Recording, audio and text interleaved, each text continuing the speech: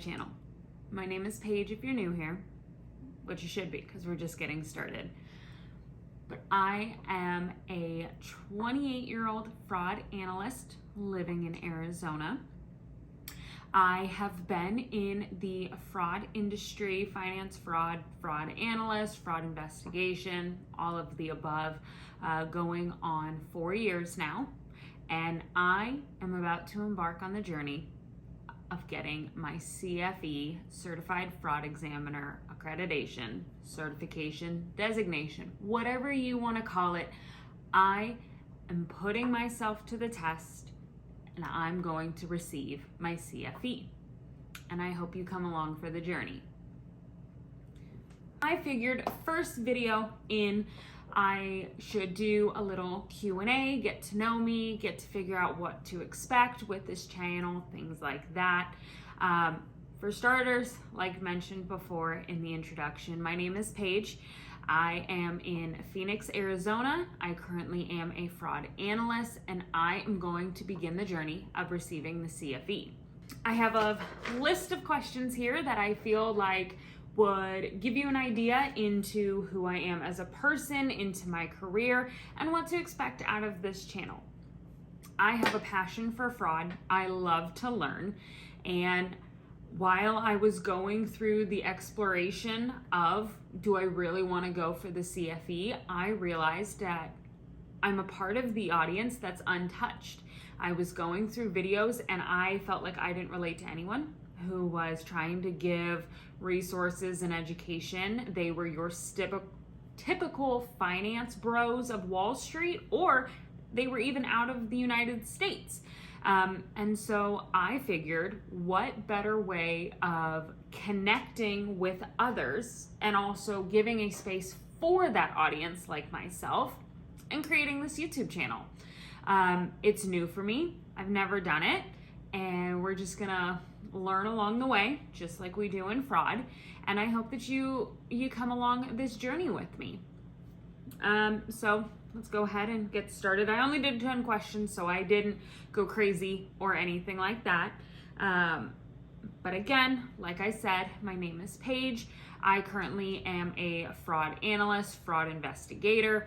I work on personal bank account spectrum, so I don't do white collar, I don't do mass criminal, anything like that. I don't do tax.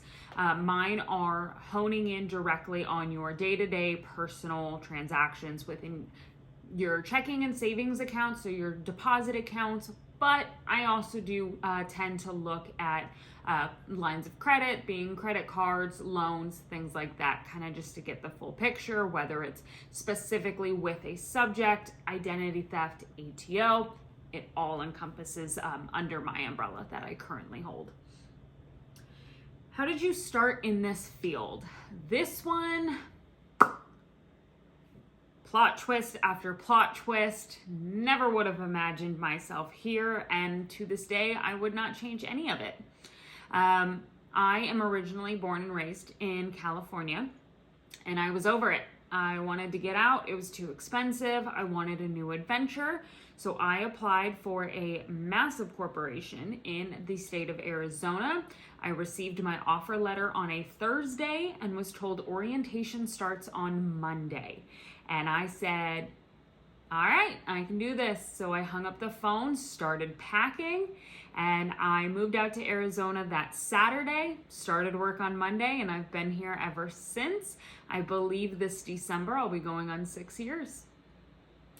When it comes to working in the field, so when I started working for that organization that I'm not currently with, I worked in standardized banking, so acquisitions, originations of loans, being consumer loans, auto loans, all of those. Moved over into the servicing side, and our team, due to, unfortunately, the increase in fraud, we were actually voluntold to move over to the fraud department as it was understaffed and it was needing help. So once getting over there, my eyes were open to the world of fraud, and just like they write the books, the rest was history. I fell in love with quite frankly, calling you out on your bullshit of when you called in saying, oh, it wasn't me, and all the evidence said, yes, it was. Having that power to close down bank accounts because you find all of the evidence, and honestly, just looking for the evidence, putting the pieces together, figuring out how the funds are moving in, out, from where to where, just the ins and outs. I fell in love and I found a passion. That old company was no longer serving me. I felt like I had so much to offer and to give, but I was just not given the opportunity to move forward. So I ended up at my current employer that I absolutely love. And it's exactly what I wanted. I have more autonomy. I have more ability to learn and to express my individual personality within the fraud spectrum, while increasing my career, my performance, and just everything. I feel like pushing through the glass ceiling, there's nothing that can stop me except for me. And yeah, little disclaimer, I will put out names of organizations, companies, things like that, regulations, all of that will be followed within this channel. So we can discuss some things, but we'll never go into specifics. We'll never talk about company names, people, direct information, or anything like that. Everything regarding cases, information will all be high level because, like I've mentioned, I like my job. I have no intention of losing said job. But yeah, I hope you guys can understand that. When it comes to the CFE, so my knowledge of the CFE was very limited just 2 years ago. I had gone for a position at my old employer, and the recruiter had brought up the CFE, and I had no idea what they were talking about. So I took the information back, started doing my own research. I then reached out to my manager, and I said, hey, what can you tell me about this? My manager had no idea what it was. And I was like, okay, well, that's a little weird. So then I went to some of my peers who had been in fraud for years. And I was like, hey, what do you guys know about this? Same result. They had no idea what it was. And I was like, all right. So started looking into it for myself, started digging around. The more I looked, the more curious I became, the more interested I became. And then there's been a couple podcasts that I've listened to where it's members of the ACFE who have been a part of the trainings, the teachings, the literature, all of it.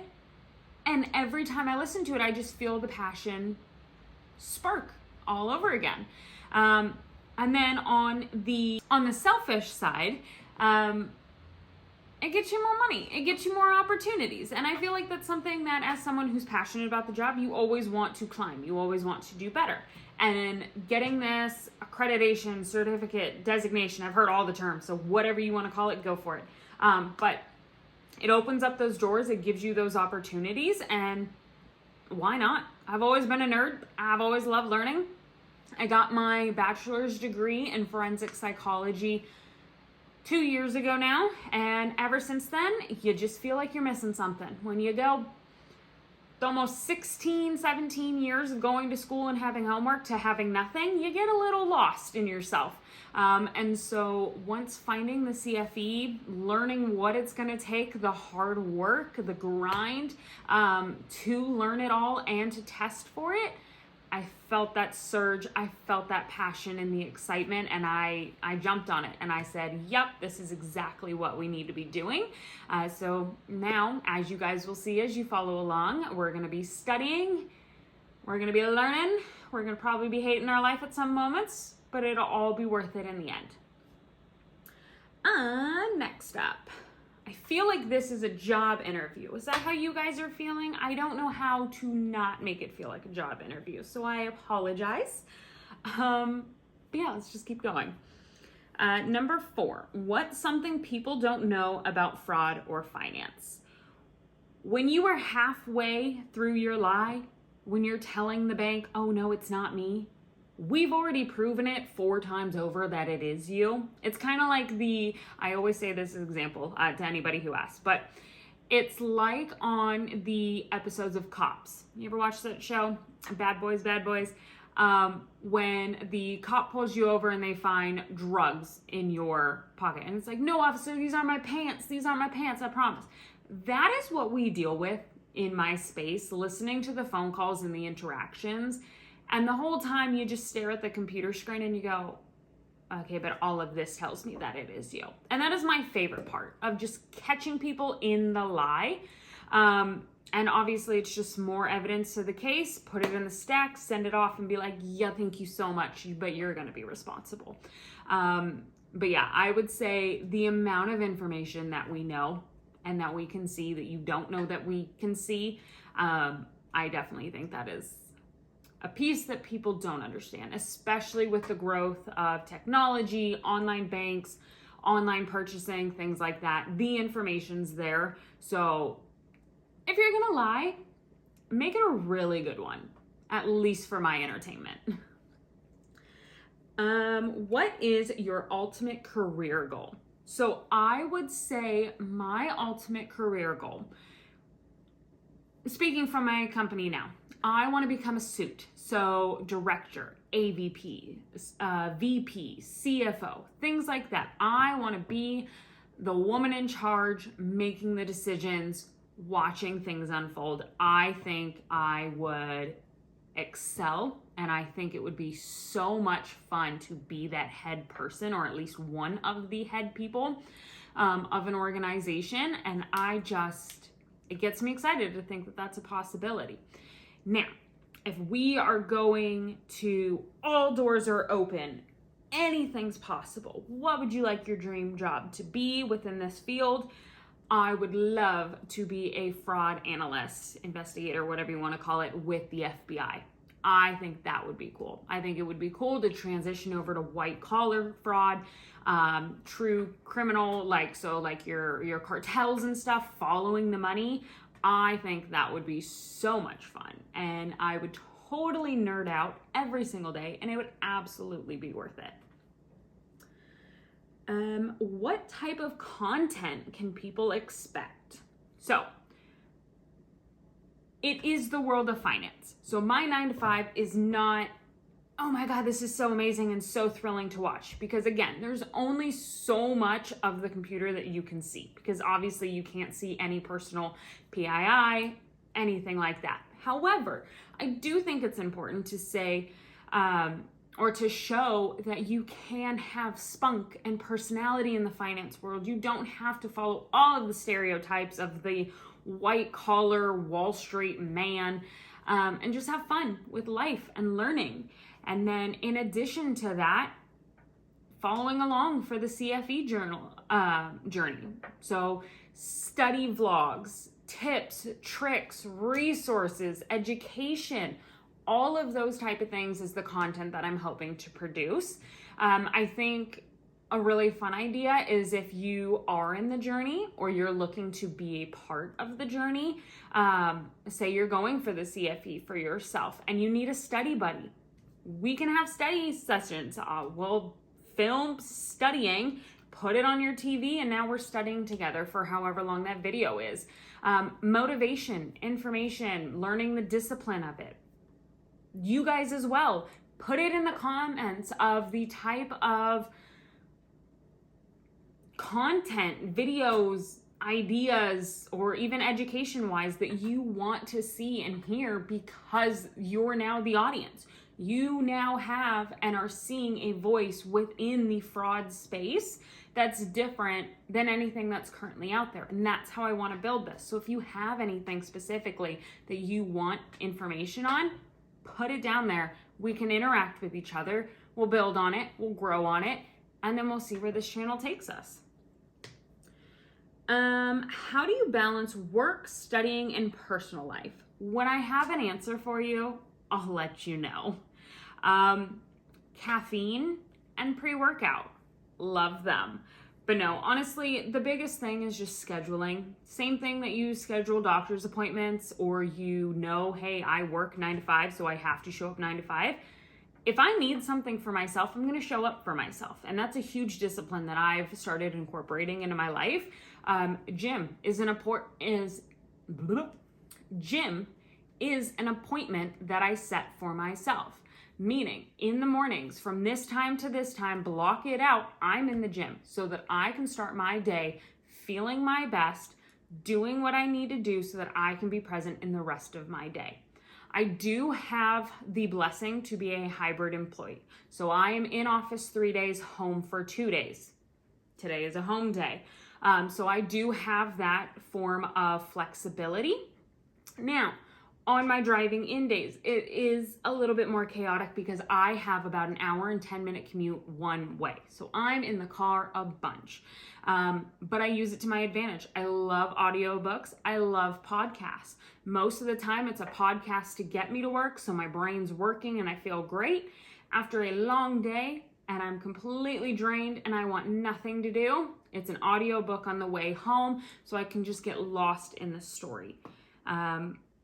But yeah, it's just truly, it's all about structuring and scheduling and not allowing myself to get lost in the rush of everything else that I need to do for everybody else, but making sure that I'm doing it for myself as well.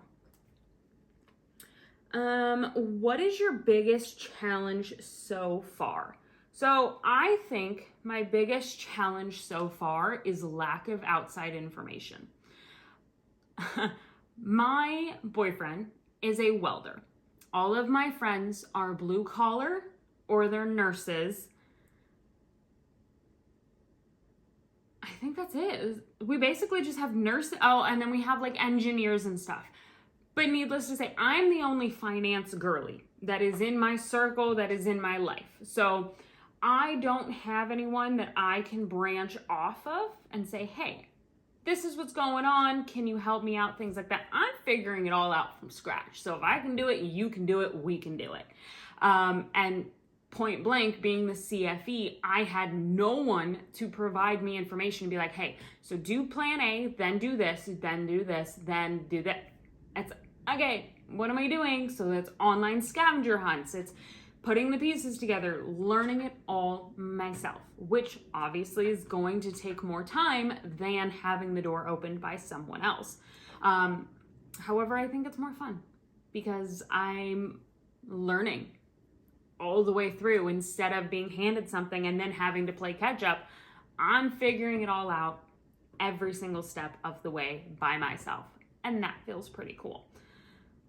Now, when you come home from a long day of work and you want to vent about your day to a blue-collar welder of a boyfriend, I mostly just look at him and tell him I just need you to smile and nod, and I'm using you as a soundboard right now. You don't need to understand anything that I'm saying, and it works out pretty well for us. He'll try, but then it gets lost. So it's definitely a learning curve of trying to be able to get your outlets from work while understanding no one knows what you're talking about. What helps you stay organized? Pen and paper, baby. No, seriously, we work our lives away on computers, on phones, and they have the resources like Notion, where it's the online planner, your phone, in the calendar, the notes, things like that. I've tried doing it and then I forget to go back and open it. So that doesn't really help. So I am a pen to paper girly where I need to write it down because I also need the satisfaction of the check mark. So that at the end of the day, when I'm going through my list, I can just check it off and you just truly get that, wow, that was awesome. You have a 20 long to-do list, boom, end of the day, I only got 18 things left to do. We're solid. So I am definitely a pen to paper, write it down. Do not, if there's anything I've learned in the world of finance, the world of corporate, do not, unless you have a special gift, say, oh, I'll just remember it. Not a chance. If you are that person, that means you're not doing enough things. Because if you can just be like, oh yeah, I'll remember that. And then 2 weeks from now, it's like, huh? It's like, you should have written it down. So definitely pen to paper. I need to be able to visualize it, take it with me, see it. If I put it digitally, I kind of forget that it's there. And then I'll go back and be like, oh, so that needed to be done. My bad. And then one fun fact outside of work. And this, again, really makes it sound like an interview. I would say my one fun fact is my degree. I have my degree, I think I mentioned it earlier, in forensic psychology. So I'm learning criminal, not to be graphic, but why did you kill grandma? What's going through your brain? So that is my background of my degree and things that I've just always loved true crime. And it still is a strong passion to go through. But there's just something about going through my forensic psychology journey that I started the fraud journey. And right now, I want to keep pursuing fraud. I feel like in a way they kind of overlap with each other. Obviously, hopefully, no one's dying in the cases that I'm working, but you're still investigating. You're diving deeper. You're trying to figure out, why did this happen? Why is this happening? How is this happening? And so obviously investigation has kind of always been a piece of my creativity juice that I feed off of. And yeah, whether that was actually fun for you to learn or not, I don't know, but that's what I have for you. But those were my 10 questions. This isn't anything crazy. It was an informal, hi, nice to meet you. But no, truly, I hope that this speaks to someone, even if it just helps one other person who's either in the industry or wanting to join. I hope that you know you are very much welcome. There is a space for you. And I hope you guys follow along on the journey. Just like I said before, if you have questions, comments, things that you specifically want to see, anything like that, definitely go ahead, leave it in the comments below, and let's start this journey together. But I hope you guys have a really good night, and I'll see you next time. Bye.